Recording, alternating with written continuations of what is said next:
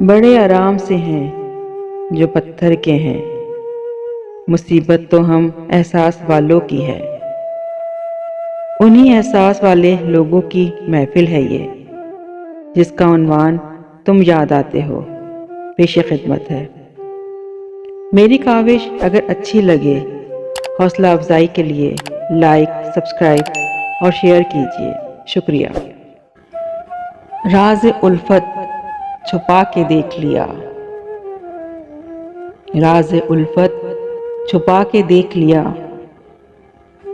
दिल बहुत कुछ जला के देख लिया। और क्या देखने को बाकी है, और क्या देखने को बाकी है। आपसे दिल लगा के देख लिया।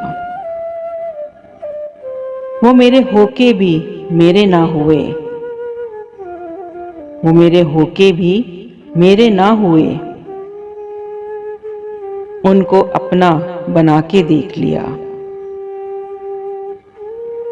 आज उनकी नजर में कुछ हमने, आज उनकी नजर में कुछ हमने सबकी नजरें बचा के देख लिया। फैज तकमील गम भी हो ना सकी,